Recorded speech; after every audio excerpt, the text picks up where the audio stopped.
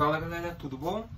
Então, estamos aqui para nossa penúltima aula de física do canal, né? Demoramos um pouco para trazer ela, porque tem que dar mais uma estudadinha e tudo. Mas é um conteúdo difícil, que nem a gente falou, é física quântica, tá? Também estou aberto aí os comentários, né? Qualquer erro que tiver nessa aula, você souber um pouquinho mais ali, ver um errinho que eu falei, alguma coisa errada que eu falei, pode corrigir nos comentários também. Fechou? Então vamos tudo aí para quântica, né? Vimos também na nossa última aula de física um pouquinho sobre partículas subatômicas, né? Neutrinos, prótons, elétrons, o início do início da física quântica, né? Que são o átomo, as menores partículas, né? A física quântica vai estudar as menores superfícies, as menores partículas, os menores sistemas possíveis. Fechou? Ou seja, coisas não tão visíveis. Então, os objetivos dessa aula é compreender a teoria de Max Planck em física quântica, tá? Bora juntos. Então, olha lá. A teoria de Planck. Os resultados apresentados na sessão anterior contradiziam a teoria clássica do eletromagnetismo e desafiaram a inteligência humana durante 18 anos. Em 1905, Einstein usou uma proposta apresentada por Planck em 1900. Ele conseguiu explicar o efeito fotoelétrico. Então, Einstein, através da teoria que Planck desenvolveu em 1900, ele conseguiu trazer ela, aprimorar e descobrir e explicar o efeito fotoelétrico. O trabalho de Planck referia-se à radiação do corpo negro, e sua proposta deu início ao que hoje conhecemos como teoria quântica. Tá? Então, a radiação do corpo negro, que foi a teoria de Max Planck, deu início à teoria quântica, ou seja, à física quântica. Não temos tempo para tratar esse assunto detalhadamente, mas é interessante pelo menos discutirmos os fundamentos dessas propostas que foram feitas de Planck, né? Então, olha lá.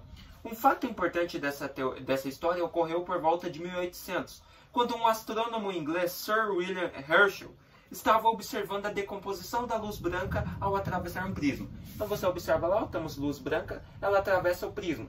E você observa que ela tem várias cores, né? Uma tem vermelha, uma é amarela, outra é laranja, outra é verde, outra é azul. Isso quando ela atravessa um prisma, né? Então veja só. Herschel conseguiu medir a temperatura correspondente a cada cor do espectro e descobriu que o efeito térmico aumentava à medida que o termômetro se aproximava do vermelho. Então ele descobriu que a termometria, o calor, aumentava quanto mais o termômetro se aproximava da cor vermelha, né? Geralmente nós sabemos que vermelho representa calor. Então justamente isso, ó. Mais importante ainda, ele observou que o efeito continuava a aumentar mesmo depois do vermelho, na parte escura do espectro, né? Então ele continuava do vermelho para o escuro. Hoje sabemos que essa região do infravermelho e que todos os corpos irradiam no infravermelho. Então, quando eles chegam a temperaturas exatas, extremas, no vermelho, elas conseguem emitir radiação. Ou seja, temos então a região infravermelha, né? Elas irradiam. Então, olha lá. Esses estudos continuaram e desembocaram naquilo que na segunda metade do século XIX passou a ser conhecida como radiação de corpo negro. Essencialmente é o seguinte: qualquer corpo em determinada temperatura irradia energia, que depende dessa temperatura. Então, corpos em qualquer determinada temperatura vão irradiar energia, mas uma energia que vai estar de acordo com a temperatura. Ou seja, se a temperatura for mais baixa, vai irradiar pouco. Se a temperatura for mais alta, vai irradiar mais, né? Então aí, básico. E como Herschel já havia descoberto, cada temperatura está associada a uma frequência, isto é, a uma determinada cor, tá? Então, como a gente falou, mais próxima do vermelho, mais quente, ou seja, cada temperatura tem a sua cor de determinação, né? Veja a figura abaixo, que representa a distribuição espectral da radiação de um corpo negro a uma temperatura de ordem de 9.000 kelvins. Então você tem ali, ó, 9.000 kelvins, beleza? Deixa eu ver. Ali você tem a intensidade, né? Pra cima. E para cá você tem, acho que as cores, né? Então, ali nós temos 500 Kelvin, subindo para cima temos 900. Você observa que ele vai do infravermelho até o mais escuro. Fechou? Então, olha só. A parte colorida corresponde ao espectro visível. No final do século XIX, várias tentativas foram feitas para explicar essa curva, né? Essa curva aqui, ó, que eles fazem, tá vendo? Que, ó, vai subindo e depois desce. Várias tentativas foram feitas a explicar isso. Então, olha só. Todas essas tentativas baseavam-se nas teorias clássicas da termodinâmica. Mas nós sabemos que quântica ela utiliza a física normal, a física clássica, só que não tanto. Ela tem a parte dela. Então, olha só. Stefan e Boltzmann mostraram que a emissão de energia cresce com a temperatura. Isto é, alfa vezes T a quarta, né? O que é isso aí? Alfa vezes T a quarta, nem eu sei o que é isso, mas tudo bem, né? Eu acho que só colocaram ali. Então, olha lá. Atualmente, este resultado é conhecido como Lei de Stefan-Boltzmann. Weyl mostrou que o máximo da curva espectral desloca-se com a temperatura, conforme ilustra abaixo. Então, Weyl mostrou que o máximo da curva espectral, que é esse máximo aqui, até onde ela chega, vai se deslocar conforme a temperatura, né? Então, ó, você tem que conforme ela for descendo, menor é a temperatura. Conforme ela for subindo, maior é a temperatura. Ou seja, são nas mesmas proporções, né? Então, temos lá a energia e aqui nós temos a temperatura, né? Então, olha lá. Ah, não, temos a altura, né, no caso. A altura. Então, você observa que vai subindo, subindo, subindo, até chegar ao topo, a energia máxima. Daí, depois que a temperatura vai diminuindo a curva aqui também. Essa é assim que funciona a radiação do corpo negro, tá? Então, vai indo de acordo com a temperatura. Então, veja só. Quando a temperatura cresce, o máximo desloca-se no sentido de número de ondas maiores. Isto é, no sentido de menores comprimentos de onda. Rayleigh e Jans partiram da ideia que energia irradiada vem da oscilação do campo eletromagnético. Então, olha só. Eles viram que a energia irradiada de um corpo vem da oscilação de um campo eletromagnético, ou seja, um campo que tem eletricidade e um campo que tem magnetismo, né? Então temos ali, ó, novamente, black body radiation, né? Temos novamente lá o que eles falaram, ó, quando a temperatura cresce, vai subindo a temperatura, ele chega no máximo, mas eles observam que o máximo vai se deslocar no sentido de número de ondas maiores, ou seja, isto é, no sentido de menores comprimentos de onda. Ou seja, por que menores comprimentos de onda? Galera, ele quer no sentido que tem mais ondas. Ou seja, essa curva, esse máximo, vai se deslocar para cá, que é o sentido que tem mais ondas. Ou seja, ondas com menor comprimento. Por quê? Porque ondas com maior comprimento, você poderia ter isso aqui, ó, e não vai ter tantas, porque são grandes, não vai ter espaço para todas. Agora, quando for pequena, tem uma aqui, uma aqui, uma aqui, uma aqui, uma aqui, uma aqui, uma aqui. Então, vamos supor, ó, olha essa aqui. Vamos supor que as de maior comprimento estão para esse lado e as de menor estão para esse. Qual delas tem mais onda? Essa aqui ou essa aqui? Essa aqui. Então, a curva, o máximo, vai se deslocar para cá. Por isso que você observa que o gráfico da radiação do corpo negro vai subindo, chega ao máximo, e daí ele desce, vai diminuindo para a parte que tem mais ondas, né? Ou seja, ondas com menor comprimento, que no caso desse gráfico ali, para cá. Beleza? É basicamente isso que eles postularam ali, que eles notaram. Então, olha lá. A lei de Rayleigh-Jeans ajustava a curva na faixa dos altos comprimentos de onda, mas divergia na faixa dos baixos comprimentos. Ela passou a ser conhecida como a catástrofe do ultravioleta. A figura ilustra a situação, né? Ali está meio em inglês, né? Daí é meio difícil de entender. Mas olha lá. Em 1900, Max Planck fez uma proposta que ele considerou desesperadora, mas que revelou-se revolucionária. Ele mostrou que a lei de Rayleigh-Jeans não ajustava a curva espectral em toda a faixa de comprimento de onda, porque Rayleigh e Jeans admitiam que os osciladores irradiavam qualquer quantidade de energia. Já Planck impôs uma restrição, isto é, os osciladores só podiam emitir energia em determinadas quantidades. Tá? Eles diziam que poderia ser em quantidades que os osciladores, né, dos campos eletromagnéticos poderiam emitir radioatividade de todas as formas, de todas as quantidades. Só que Planck diz que não. Diz que tem uma quantidade certa de energia. Então, olha só. mais precisamente em quantidades inteiras de HF, onde H passou a ser chamada da constante de Planck e F é a frequência da radiação emitida.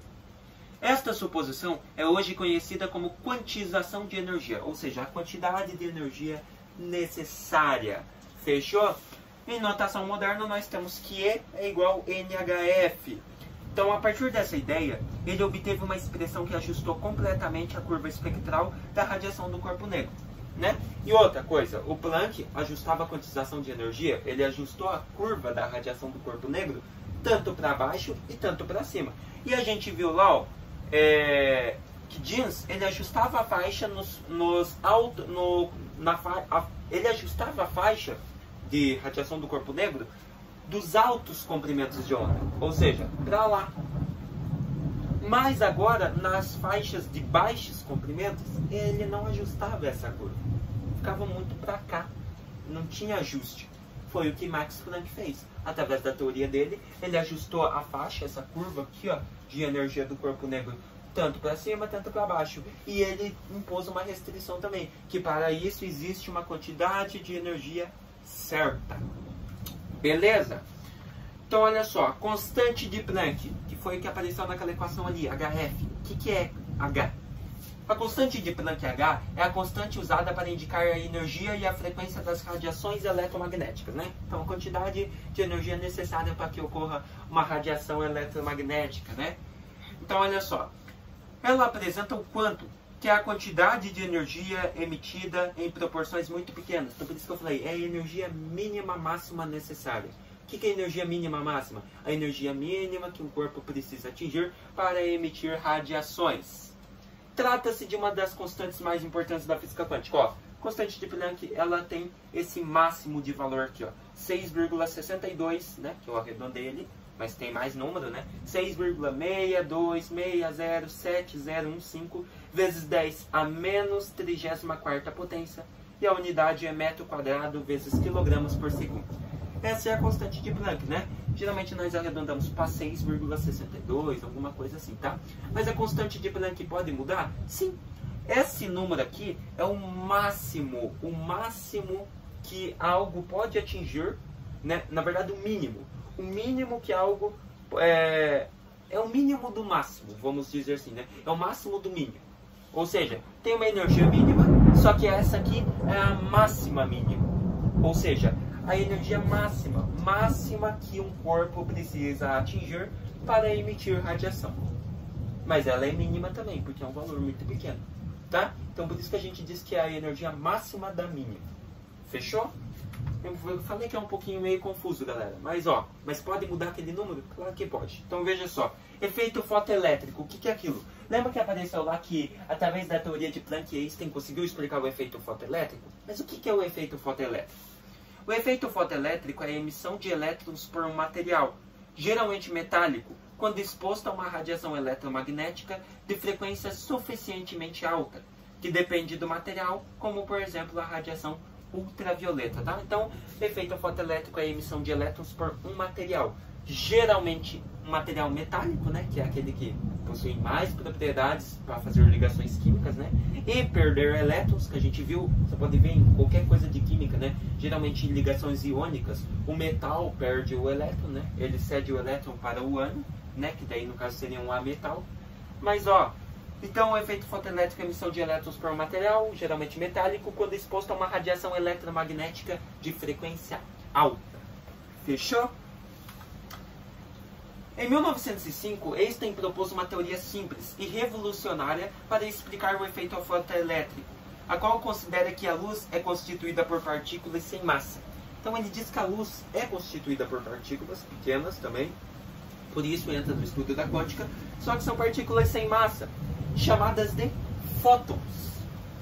Cada fóton carrega uma energia dada por HF, onde H é 4,1 vezes 10 a menos 15 electrovolts por segundo, né? E que é a constante de Planck. E F é a frequência da luz. Então aqui você já observa que esse H mudou. Esse H serve para o efeito fotoelétrico, o efeito da luz. Então por isso que eu falei, pode mudar? Claro que pode. Aquela lá, aquele 6,62, é a energia máxima da mínima, que não eu falei. energia máxima e mínima que um corpo precisa atingir para emitir radiação.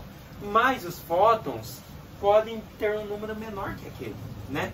Porque são muitos, ou seja, quanto mais quantidade, menos energia máxima necessária eles precisam. Aqui no caso seria 4,1 vezes 10 a menos 15 electrovolts. Então olha só, Einstein relacionou a energia cinética E com que o elétron emerge da superfície do material, a frequência da luz incidente sobre ele, e é a função do trabalho, né? H, através da equação. Então ele diz que a energia cinética é igual a constante vezes a frequência menos o trabalho realizado por meio desses fótons, né? Então, como dito, a função trabalho corresponde à energia necessária para um elétron ser ejetado do material, né? Ou seja, virar fóton. Ele sai do material e vai emitindo luz, ou seja, o elétron vira um fóton. Esse é o trabalho. Fechou? Então o trabalho é para que o elétron saia do material, emita luz e vire um fóton. Então olha só, galera, agora para nós ver um pouquinho sobre essa equação, bora fazer um exercício? Ó, vejam comigo. A tabela abaixo mostra as frequências para 3 tipos distintos de ondas eletromagnéticas, que irão atingir uma placa metálica, cuja função trabalho corresponde a 4,5 electrovolts. Então, o trabalho para que essas ondas façam isso é mínimo, é 4,5 electrovolts. A partir dos valores das frequências, podemos afirmar que, então temos a onda e a frequência dela, né? A, B, C e D. E ali temos a frequência em Hertz. Então, olha só. Dados. Considere a constante de Planck como 4,0 vezes 10 a menos 15 electrovolts vezes segundo e a velocidade da luz no vácuo como 3,0 vezes 10 a oitava metros por segundo. Então, o que ele precisa aqui? A. A onda C possui frequência menor que a frequência da corte. B. A energia cinética do fóton elétron atingido pela onda D é de 13,5 electrovolts. C. O efeito fotoelétrico não ocorrerá com nenhuma das ondas. Se ele vai bater na placa metálica, é claro que vai ocorrer, né, galera? Vai ocorrer o efeito fotoelétrico, vai roubar elétrons do metal, vai emitir como fótons, tá? A razão entre a frequência da corrente e a frequência da onda é 0,085. Então aqui, frequência da corte, né? E corrente, perdão. Frequência da corte, que é a parte metálica, e a frequência da onda A é de 0,085. Se você dividir lá, você vai ver que não tem, tá? A razão não dá 0,085. Então, não é a letra D. E o comprimento da onda referente à onda B é 2,0 vezes 10 a menos 10 metros? Não também. Então sobrou somente a letra A e a letra B. Ó, a onda C possui frequência menor que a frequência da corte? Galera, não. Beleza? Então você observa lá que a placa metálica, a corte no caso, ela possui 4,5 electrovolts de frequência, né? Na verdade, o trabalho dela, né? Se o trabalho é positivo, a frequência é maior também. Ali você observa a frequência das ondas, mas observe que elas também estão em notações científicas, né? Então não é maior que a da corte, que é a placa metálica, tá? Então a única que nos resta é a letra B. Nós podemos utilizar a equação do efeito fotoelétrico, que foi proposto por Einstein. Lembra? Tinha a constante de Planck, HF, ou seja, constante vezes frequência, que daí iria explicar a energia mínima necessária para um corpo emitir uma radiação. Lembra? Daí seria E igual a HF. Porém, Einstein, ele revolucionou aplicando a energia cinética, ou seja, a velocidade dessas partículas, que no caso são os fótons. Então, como que fica? EC é igual a HF menos W. Lembra? Como que fica agora, professor? EC é igual. O que ele pediu para considerar HF? Constante de Planck. Qual que é a constante de Planck? Que ele pediu lá, ó. 4,0 vezes 10 a menos 15 electrovolts por segundo. Então, você teria 4,0 vezes 10 a menos 15 electrovolts. Vezes, qual que é a frequência? A frequência é o seguinte. O que dizia a letra B? A energia cinética do fóton-elétron atingida pela onda D é de 13,5 electrovolts. Aqui ele mencionou a onda D. Então você vai utilizar a frequência da onda D. 4,5 vezes 10 à quinta, né? Então você teria 4,5 vezes 10 à 15ª potência, menos o trabalho. Qual que é o trabalho realizado por cada uma dessas ondas para que ela chegue à placa metálica? É de 4,5 eletronvolts. Estava lá. Então só coloca aqui no lugar do W, 4,5.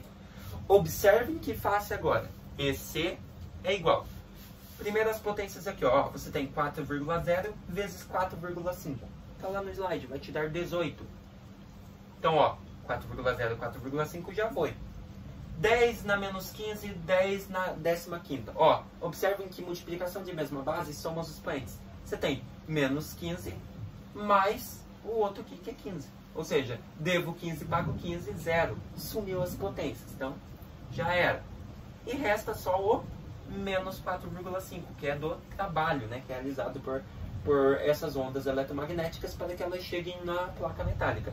Fazendo aqui, ó, EC é igual 18 menos 4,5 vai te dar 13,5 eletronvolts. Então a letra B é a correta. O que dizia a letra B mesmo? Ó, a energia cinética do fotoelétron, ou seja, a energia cinética da luz, né, dos fótons, atingido pela onda D, é de 13,5 eletronvolts. Exatamente, a onda D vai chegar até aquela placa metálica com fótons de intensidade, né, com movimento de 13,5 eletronvolts. Fechou? Então, letra B é a correta. Beleza? O que nós vimos nessa aula então, galera? Postulados de Max Planck e o efeito fotoelétrico. Então a gente viu um pouquinho sobre a teoria de Planck, né? Tivemos que dar uma explicada, porque física quântica é meio confusa mesmo.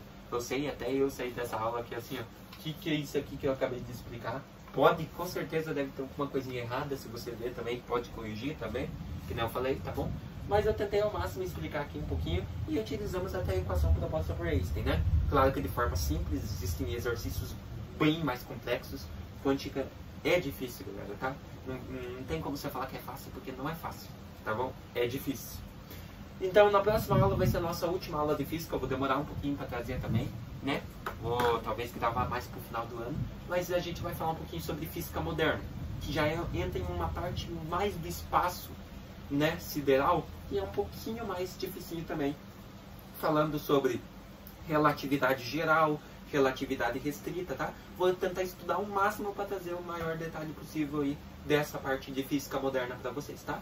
Espero que tenham gostado da aula, entendido pelo menos um pouquinho aí sobre a teoria de Planck, tá? E a radiação do corpo negro. Até a próxima!